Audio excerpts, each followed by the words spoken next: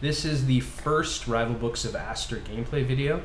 Rival Books of Aster is a new collectible card game that we've built, and today we're going to show you some of the mechanics. We're going to play a game and basically do commentary and introduce you to this wonderful world that we've built. My name is Wayne Shipley. I'm Adam Bradley. And we're to the game designers for this game. So we're streaming our iPad here. Adam's got an iPad with him behind him. You're just going to see my screen, but you'll see what he's doing from my point of view in the video here.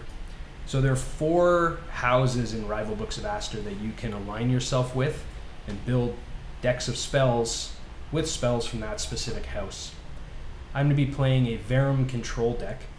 The House Verum are sort of the demonic, evil, creepy house in our world, and one of their strengths is drawing games out through long, grindy mechanics where we get little bits of advantage at a time and then eventually just drown our opponent out and win in the late game. What are you playing, Adam? Well, hey Wayne, I have a question for you. Yes. What happens when 2 game designers spend 3 years making a CCG and then play each other live, and then one of them plays his Chaos Pauline deck? It's a guaranteed win, right? It might be. It might be. So you're playing Pauline Chaos? I'm playing Pauline Chaos. Why don't you tell us a bit about it? So the Paulines are ruled by the Mad King Solomon, who creates armies of hybrid animal, mechanical, strange creatures, as you can see by chicken legs up here in the top. Oh yeah, we've got one Right on the corner. video there. And the Chaos deck is all about really disrupting board states and disrupting plays to try and win. So that's what I'm going to be playing, Pauline Chaos. Awesome. So we're both going to tap on our decks here in 3, 2, 1, go. And queue up for a game. And we found each other, which is awesome. If we time it right, we can trick our server into hooking us up with each other so we can play. Yeah. So what's happening there is it's just looking for an equally matched player to your skill level. Adam and I sometimes argue over how equally matched we are, but it matched us up. So the first thing we're going to do is mulligan here. We get the option to throw away some of our cards if we don't want them in our opening hand. They're going to go back into our deck, and then we get new cards out. They might be the same cards sometimes, but the idea is that we want things that we can cast in the early game.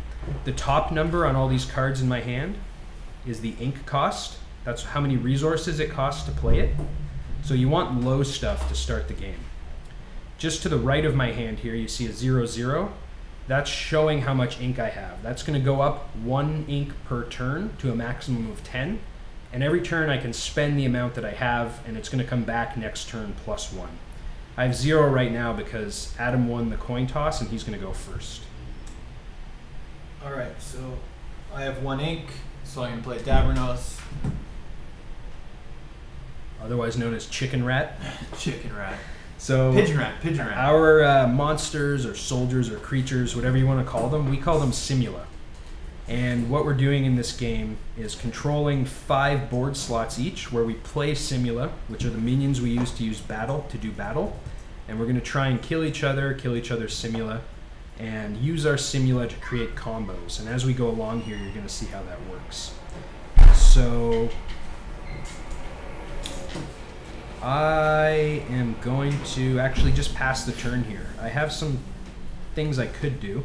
I could play this Seal of Aster to ramp. Oh, I did play it by accident. So I guess I'm going to change what I'm doing. That gives me an extra ink for the turn. So you can see now I have 2 out of 1 on the right there. And I'm going to cast this Tarshimashi, or inscribe him into the battlefield. So he's in play now. And he has 1 attack and 2 health. So he can deal 1 damage and he can take 2 damage before he dies. And I'm going to pass the turn. Hey Wayne. Yes, Adam. Let me ask you a question. Do it. Is his name Tarshimashi? Is it? Or is it Tarkamaki? Tarkamaki? There's so many weird names in our game, I don't even know. You designed this game, right? You came up with all the bizarre names. Tarkimaki. Okay, so I'm actually going to play Madar. So Madar, if you can see there, it says you gain 1 extra ink.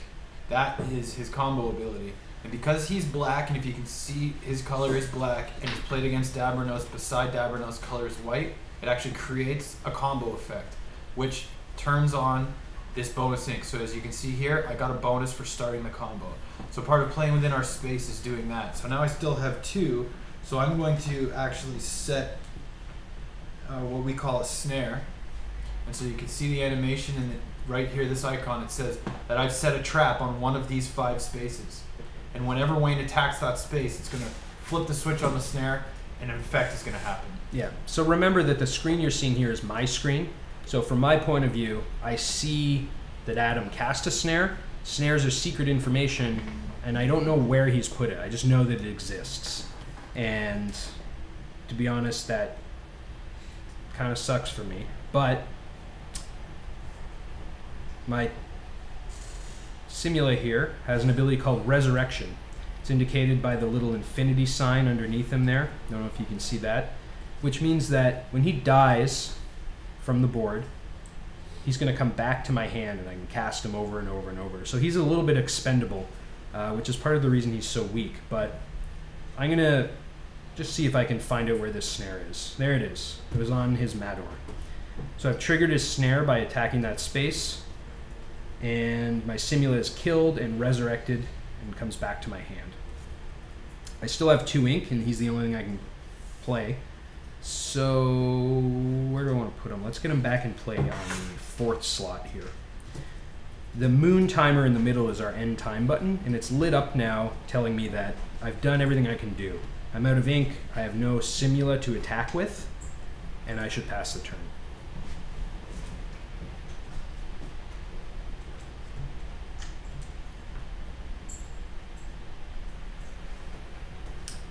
Alright, I'm actually going to just play a little bit of board control. Force Wayne, if he wants to use that ink again, to bring him back out, that he's got to.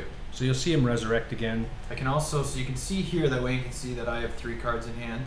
I can see that he, before I did that, has 5 on mine. It shows right here, it'll say 5. So putting a card back in his hand and he draws, it actually starts to put him in a problematic space, because once you get to 7, you're going to have to start discarding. Mm-hmm. And so I take it off the board, control a little bit of board space, put it back in his hand, and then that's really all I think I'm going to do. Actually, I'm going to preemptively play. So now what I've done here is I've actually broken my own combo. You can see white here, in anticipation that I can kill this guy off on an attack next turn, and actually have that combo now start up. So I'm setting up for the next turn, even though I'm breaking my combo. I don't need the extra ink when I'm on defense. So that's what I'm gonna do for now. Yeah. Pass the turn. And that the way combos work, in a chain of Simula, if any 2 of those Simula share a color, there is no combo. So just because there's 3 in a row and 2 are white, no combo. Doesn't matter if they're touching or whatever. Doesn't trigger. So now you see on my screen what Adam was talking about. I've got 7 spells in hand. So I need to do something, otherwise the next spell that I draw is going to just be discarded and I won't get access to it. Luckily for me, I've got a 3 ink spell here called the Duke's Perch, which is a 1/5 wall. I don't think we've seen a wall yet in this game. There's a little castle icon underneath of him. And what that indicates is that he is a wall, and this Simula will need to be killed before my health total can be attacked or any of my other Simula can be attacked. So it's a good defensive play. I'm out of ink, and I'm going to pass the turn. So now, because Wayne's put a wall up, I have to actually think about taking that wall down. So as you can see, this is going to work out great for me. So I'm going to take Dabranos and attack into the wall, killing him, which then will start this combo up and allow me to play another one to start making a 3-card combo where we actually have bonuses that actually start to kick in. So I'll attack with Dabranos. So as you can see, it connected now because they don't have the white interfering, and it's actually added armor. And in our game, armor is something that you have to go through. So to attack this and actually do damage to his health, you have to have 2 attack, because the armor takes 1. And so it's a pretty powerful combo to have early on in the game. I'm now going to play Anil II. And now you can see that I have a 3-card combo. And so what I can do now is because even though I only have 1 health here and he has 1 attack, I can actually attack into him. And because of this armor, he's going to live. And so I can attack into him. I can attack into him. And I've now cleared the board and settled on a bit of a board state for myself. Another thing worth noting is that Anil II that Adam just played has Breach, which is the anti-wall. The little arrow icon above of him indicates that he can ignore walls and attack anything he wants. Another thing that just happened there is we have a system for encouraging you to play bigger combos. When you have a combo of 3 Simula, 4 Simula, or 5 Simula, you get an added bonus. And at the end of Adam's turn, the bonus for a 3 Simula combo does 2 damage to the enemy player.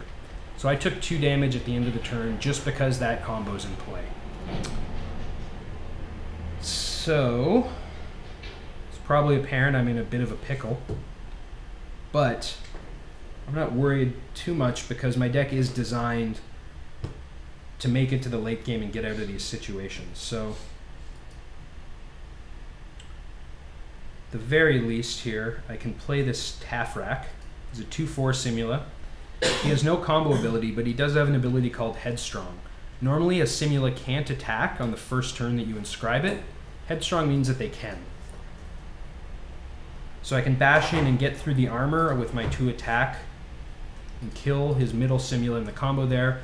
His combo's shut off. Now there's a good chance he's just going to reactivate it next turn, but I've effectively taken out one of his combo pieces, and because this Simula had 4 health, he's going to stick around.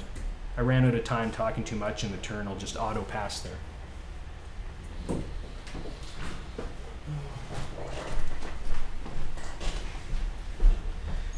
So as predicted, combo is reformed with a yellow Simula in the middle there.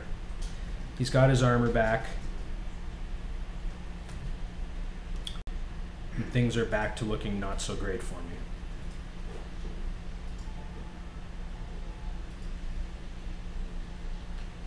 So as you can see, he had 2 attack. When I attacked into him, I actually took 1 damage because his 1 was sucked up by my armor and then he went through. But I want to try and control the board at this point because I think it's going to be helpful in the long run for me. So I'll attack in with Anil II and then pass the turn and take the combo bonus and get him down to 24. I've played this deck against Wayne a lot, and I know that even if I couldn't kind of see what's going on, I know that I can be in trouble really quickly, so I want to keep that board really under control if possible.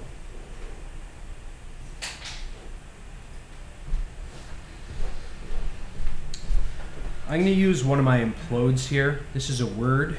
Words are spells that happen, have an effect, and then go away. It's like a one-time thing. And this word says destroy target Simula. Any of these might be the right choice, but I'm going to kill the one that's giving armor because armor is a really pesky thing to get through, especially for a deck like mine with a lot of smaller Simula in it. So hopefully that's a little bit of an incremental advantage for me moving forward, just to drown out some of his resources. And one way to point this out is that if you look at hand size right now, I've got 6 spells in hand. Adam has 3.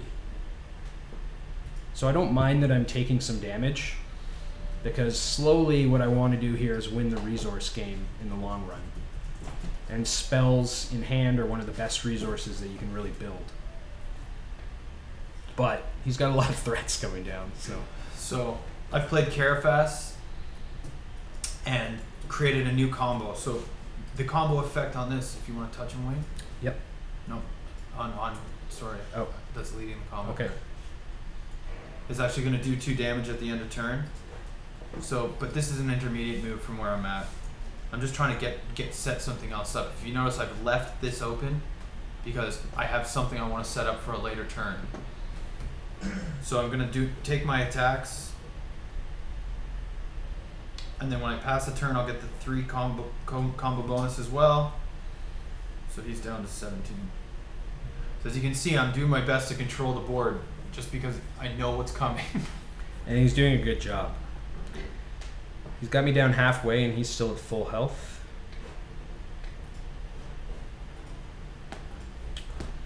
I really need something better than that at this point.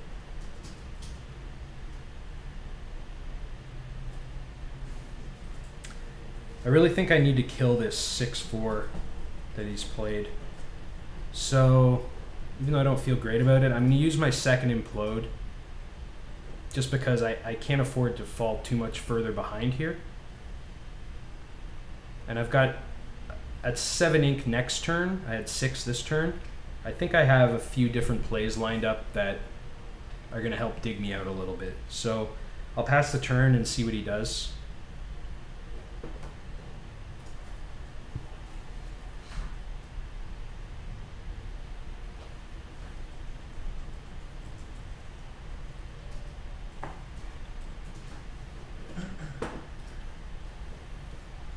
So as you can see, I played a black, so the combo starts back up again, which will give me damage one more time. I'm again trying to set up for the turn where I can play something here and make the combo even bigger. So I'll just attack into the face, and then end the turn and take my combo. So it's starting to get a little bit nervous here. I think that I've lost this game. I couldn't keep up with all those big simula you started dropping. I think I was a little slow off the bat here, unfortunately. You just took the tempo from me. But for the sake of showing things off, I'm going to play one of my favorite simula in the game. His name's Clownic, and he's a 2/5 yellow simula. You might not be able to read that on the video recording here, but what he says is, when he's the combo leader, at the end of turn, deal 1 piercing damage to all opponents' simula. So when he leads a combo, he's going to do piercing damage to everything. And piercing damage ignores armor. So it's going to go through armor and directly hit at the health of my opponent's simula. And I'll just activate that, and you can see this happen. He has no armor, but they're going to take the 1 damage anyway. It's not going to be enough. I'm staring down 9 damage on board and a combo, so I think it's lights out. Now it's really lights out. So, I mean, the truth of what I just played was Arminial, and you can see that he's red. These are our sort of the leaders of the house, each of the houses, and they come down. And when one of the red guys comes down, it turns out that you're in big trouble. And so what we're looking at is he does, at the end of turn, he does 3 piercing damage to a target simula. So it's actually a really powerful effect. But more importantly, if the game was a little bit closer, what's happening here is this 4-card combo now ups the combo bonus. It adds healing to my side of the board and still does damage to Wayne's. But I mean, clearly the right move is just to finish him off. So I will attack and end the game.